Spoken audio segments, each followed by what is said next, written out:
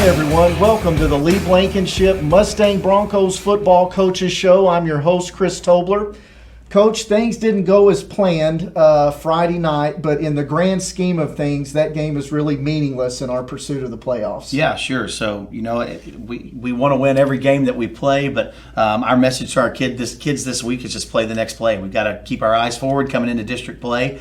Things didn't go the way we wanted to Friday night. The ball didn't bounce our way in so to speak, or in some instances. But listen, our kids are in a good place. I'm excited to go forward to the next week. I've known you for 30 years. I know you're not an excuse maker, but it was a very peculiar night. There are a lot of outside forces, I feel, that affected the game.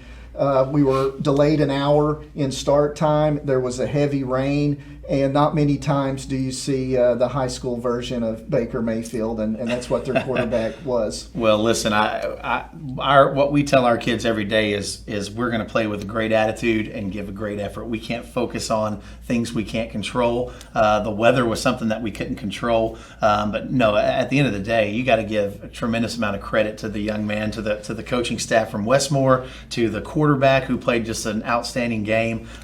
Give them all the credit, and excuses are out the window for us. We've got to do some things better. And listen, we can respect our opponents because they did a great job. But a great game. In 6A1, where there's so much parity, your first away game against a really solid team is a good marker moving forward. And as I said, this game has no bearing on our pursuit of the playoffs, but if you're going to have some breakdowns and have some issues, you want to get it out of the way before you enter district play. Sure. Listen, we learned a lot. We learned a lot about ourselves on Friday night.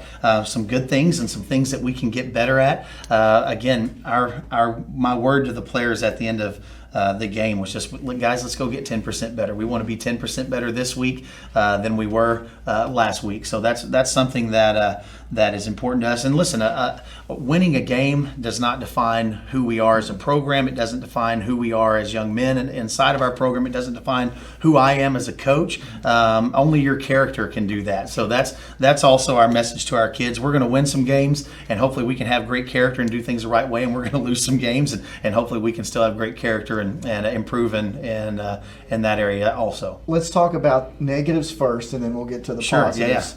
Yeah. Vertical passing routes from Westmoore created problems for us. Penalties on the offensive side of the ball caused problems for us. What are you looking to do in practice this week to rectify some of those issues? Well, one of our core values as a football program is to have discipline in the details. The penalties on the offensive side of the ball really hurt us all night long. When we have a false start or we have a hold and we get behind the chains, it really shrinks our playbook. So that's a little detail. That's just a discipline thing that we can get better at. So it's more just about being practicing with great focus, playing with great focus on Friday nights. On the defensive side, it's got to be in film preparation. We've got some outstanding athletic young players in our secondary, and man, the future is really, really bright there. The key word is young. So just learning how to conduct ourselves as professionals, as starting varsity players. That's in film study. That's in our preparation at practice, our focus at practice. Those are areas. Those are small areas. Those are little details, though, in areas that we can get better. That's what I want to see from them this week. No question Westmoore is going to be a playoff team. The game ended up 41-21 in Westmore's favor, but at halftime we've got a 14-14 tie. Yeah. And I thought our defense played really well leading into the third quarter. No I think question. just the amount of plays that Westmoore was able to run eventually wore us down a little bit. And listen, I talked to Coach Dollar and as well as Coach McDaniel about that. The score was.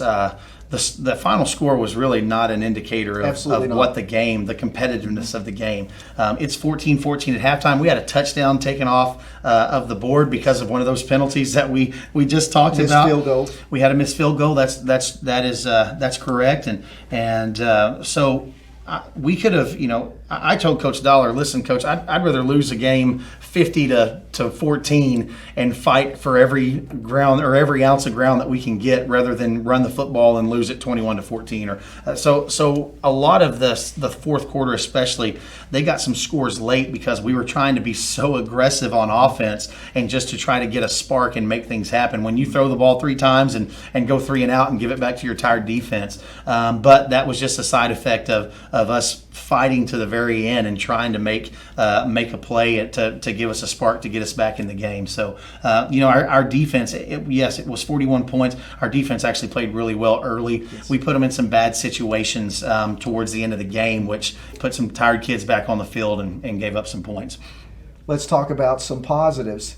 It rained. The temperature was in the mid-70s, but Coach, our fans showed up in droves. We had 4 times the amount of fans than the home team, and they never stopped from the first whistle to the last. They were supportive of our boys, and that's got to make you really Absolutely. proud. Man, I love our community, Chris. The people here, the amount of support that our kids have, not just from our community, our fans, their parents, but our administration, our student body, our student section is just phenomenal.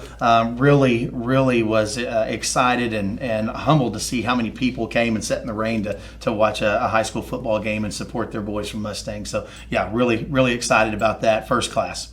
Let's officially put it behind us. What are your final thoughts for Westmoore moving forward? Listen, did some good things. Found some areas that we need to improve on. We're going to fight like crazy throughout the week to improve on them. Hopefully we will see that the fruits of that on Friday night when we take on Norman North. Coach, let's talk about the plays of the game. There were a lot of positives, and no student athlete messes up on purpose. Anything that happened that went wrong can be correctable. No question. But let's not forget, again, the positives. There were a lot of great plays and a lot of great effort, and we're going to play the plays of the game and let you narrate kind of through that process for our audience. Okay, well, first of all, great punt here by Corey Salenthavon. Corey punted the ball really well. He also kicked the ball really well all night. He's a game changer when you have a young man that can flip the field for you like that. Part of our game plan was to attack their corners. We thought we could hit them underneath. It's a good route and a good throw by Hayden. Same young man, Jordan McFadden, with the big first down right there. Like I said, our kids did some really good things throughout the course of the night. There were a lot of positives, and then there's always things in a win or a loss that you can work on. That was a little run pass option right there. Hayden makes a great read, throws it to Andre Dollar, who finishes it off. Man, he's just a big, strong target that is tough to tackle when he gets that steam rolling. So really look for Andre to have a big year. Corey, again, game changer when your kicker can kick the ball in the end zone. Really flips the field. Kari Brown getting a big first down for us right there from Hayden Conrad. Another great read and throw from Hayden. This is a big interception by Liam in the second quarter. Really flipped the field for us. It actually led to, I believe, a field goal opportunity that we missed. But a big-time stop, secondary doing their job, making some plays, getting the ball back. This is second quarter. Hayden Conrad to Will Haddix. Will ran a great route. Hayden throws a really nice ball. I think that one actually tied the game up. You're going to see right here our defense actually gets a lot of pressure on the quarterback for the majority of the night. Forced him to take a few sacks, and our defensive line played well throughout the course of the night, I thought. The quarterback was very elusive. He ran the ball hard, had really good vision. You can tell he's an experienced veteran player. But when we got back there and got our opportunities, our defense really came up with some big sacks for us, especially in earlier in the game or that first half of the football game.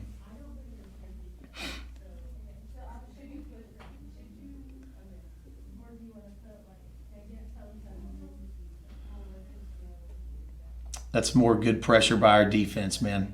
Doing a good job. I was trying to see the number on the field. I believe that was Jet Woodward with the sack right there. Kari Brown is a really elusive runner. man, when you give him the ball, it's dynamic. You never know a big play is just waiting to happen. This is a really good run by Harvey Phillips right here. Our pace hurt them at times. That's another good throw from Hayden Conrad to Andre Dollar. Just Andre using that big body of his. He's 6'5", 225 pounds. Really a matchup problem to have him out there on a corner. That's another good throw from Hayden. Will Haddix had a good night on the night. This is later in the game. We are fighting like crazy just to try to make a play to get back in the football game. This drive actually led to a touchdown, got us to within 7 right there late in the third quarter. Corey's actually going to be tackled on the one. I don't think the clip's in here right here, but this is the same drive. We run a quarterback sneak, and Hayden puts it in the end zone, which gives us our 21 points. I believe we're down 21-28 at this time. So it's midway through the third quarter, and it is still very much so a football game at this point. Coach Blankenship, that's a favorite of our audience when you break down film and kind of walk them through the plays of the game. At this time, we're going to take our first break. You're going to hear from some of our sponsors, and you'll also see This Week in Sports from students at Mustang High School. Hey Oklahoma, it's barbecue time, and Swadley's is now serving world-famous steaks. Come on by and see us today or order online at swadleys.com. We're Swadley's world-famous barbecue, where faith and families come together.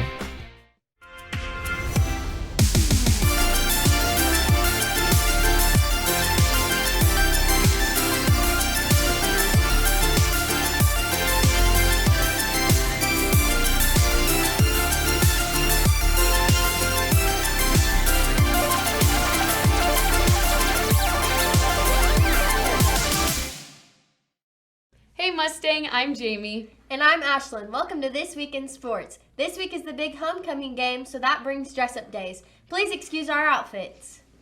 Congrats to varsity volleyball for winning their home tournament this past weekend. Awesome job, ladies. Cross country competed in an OK runner meet Saturday, September 21st. 6 points behind Deer Creek. The team ended up with 3rd place. Good work. Keep up the hard work, runners. Mustang varsity softball is 14-3 on their season so far. They are ranked 21 nationally and number 6 in the state. Congrats, girls. Keep up the hard work. Mustang had a devastating loss against Westmoore on Friday, September 20th. The final score was 41-21. Our first away game of the season at Westmoore Friday. Here are some of the highlights of the game. It was a tough first loss of the season as we fell 41-21 as the final score. The game was delayed an hour due to weather conditions, but that didn't stop the Bronco faithful to come out and support the Broncos. It was a rainy game, and it was a tough game for Hayden Conrad, the Mustang quarterback, as he missed many throws during the game, but that didn't stop him from having a couple of great throws and passes to his wide receivers and his big tight end. The running game didn't really get started for the Broncos like they wanted to, as the Jaguars' defensive front held them under 150 rushing yards. Westmore's junior quarterback, Dayton Wolf, had a big game as the Broncos' defense couldn't put pressure on him the whole entire game. Hi, I'm Ashlyn Stewart, and I'm here with our Player of the Week, Harvey Phillips. How does it feel to know that you're the Player of the Week? I mean, it feels pretty good. Our coaches have prepared us and put us in the best position to win, and I think that has really contributed to it. What training have you gone through to get there? Our coaches have ran us a lot, kept us in shape mostly, so we've not lacked that at all. And who's your biggest supporter? Probably my mom. She's always been there for me. She's been at all my games. She feeds me. She makes sure I'm always all right and gives me money. Once again, I'm Ashlyn Stewart. Back to you. Come out to Bronco Alley on Friday. Hayden's got a quick preview of what it's all about. Bronco Alley is a family-friendly, fun-filled event for all MHS football fans to show their pride. There will be many of the student-led clubs and organizations showing their pride. Join us at Bronco Alley before every home football game. Bronco Alley opens at 5 p.m. and kickoff is at 7. Once again, I'm Ashlyn. And I'm Jamie. And we'll see you next time on This Week in Sports. Welcome back to the Lee Blankenship Coaches Show. I'm Chris Tobler. We appreciate you joining us.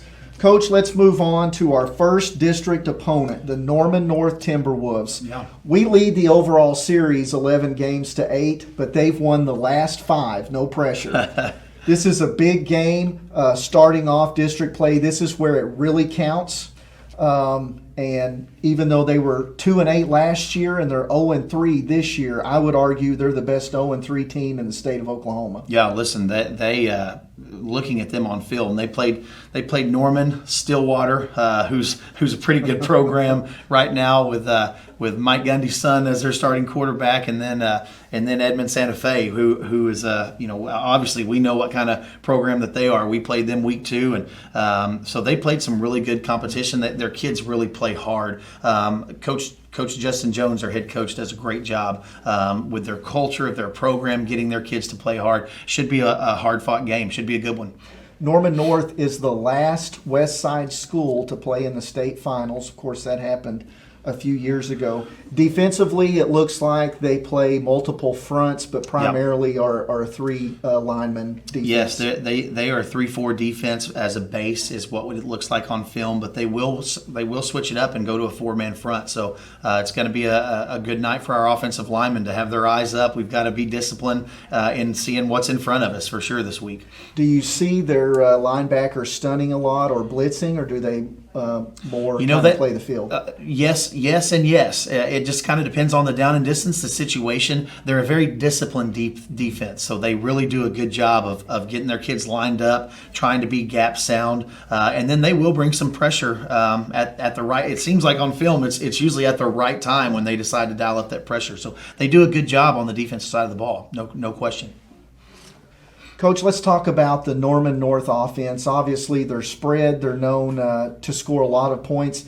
This year, they've struggled a little bit, but I think last week the elements might have played a factor. Sure, yeah. Last week I think they scored 7 points last week. Edmond Santa Fe, it was a hard-fought game. It was a 14-7 ball game final. Edmond Santa Fe just coming up with a win over Norman North. But offensively, I think the weather did affect them a little bit, but I'll tell you this: they want to establish the run. Yes, we can really see that. They had a 100-yard rusher against Santa Fe, and that's hard to do. Absolutely, without question. And Santa Fe plays an aggressive style of defense, so for them to come out with a 100-plus rusher on the night tells you exactly that they're capable and very capable of moving the ball in the run game. They throw it just enough to keep you honest. So I think when they look at our film from a week ago, that might be in their game plan to want to throw it a little bit more. So we've got to be prepared for anything. Quarterback is a good player. Offensive line is a good group.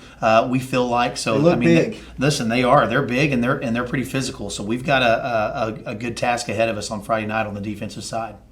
We really want to break the 5-game losing streak against Norman North. You and me both. But again, yes, no pressure. Let's talk about all of the other things that are going on Friday night. It's probably your favorite night of football season. It's homecoming. Can you elaborate on that? Man, I think homecoming is every head football coach's favorite night of the year. You bet. No, listen, I'm excited for our kids. Homecoming is a lot of fun, man. I remember as a player, that's one of the things the games that I look back on with a great fondness and memory, and so I'm excited for our kids. It'll be a fun night for our kids. I've got full confidence that our young men are going to keep a great focus and come out ready to play the football game after the festivities of the night. Absolutely. I can tell you Norman North travels really well, so we really need our fans to pack the house and be loud. No question. We want to get our fans on their feet loud. I think I pump my arms a lot in the course of the game. We talk to our kids all the time about the importance of putting courage into one another.